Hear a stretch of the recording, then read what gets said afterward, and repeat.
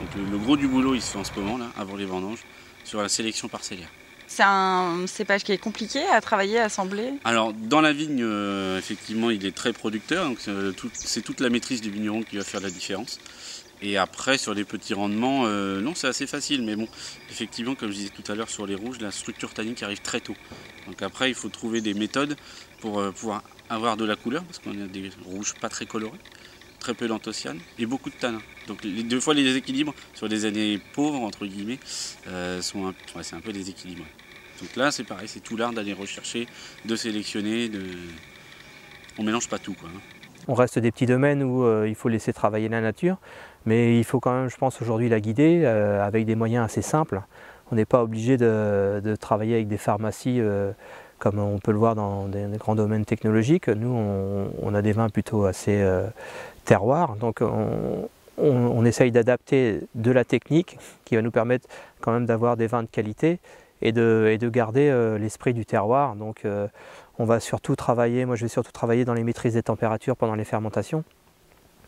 Mais le plus gros des travaux, c'est déjà aussi à la vigne de trouver la parcelle qui va être adaptée à la cuvée qu'on veut faire. Donc c'est-à-dire la conduire d'une façon qui va nous permettre d'avoir une bonne maturité.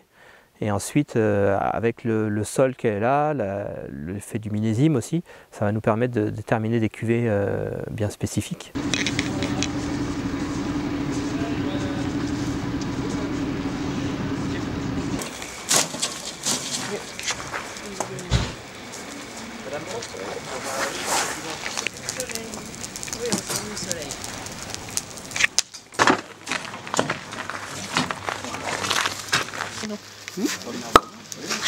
Et un pinot gris qui est mûr, comme un chenin qui est mûr, il n'est pas acide. Si vous l'analysez, oui, il y a de l'acidité. Vous avez entre 5 et 6 grammes d'acidité. Mais quand vous le dégustez, vous ne la sentez pas. Au contraire, quand il est très mûr, vous sentez une sucrosité, vous avez de la pâte d'amande. Donc ce n'est pas de l'acidité. On n'est pas sur le pamplemousse, on n'est pas sur le citron. On est sur la pâte d'amande, avec 6 grammes d'acidité.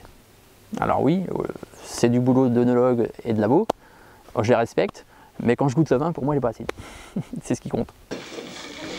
Je sais ce que les gens recherchent quand ils ne connaissent pas le vin de moi, ils sentent, ils disent wow, c'est super poivré, super épicé. C'est des vins qui, au bout de 3 ans, s'ouvrent pleinement, les tanins se fondent et voilà, on a des choses qu'on ne fait pas ailleurs, quoi. Voilà, c'est ça. Ici, on a vraiment une typicité cépage.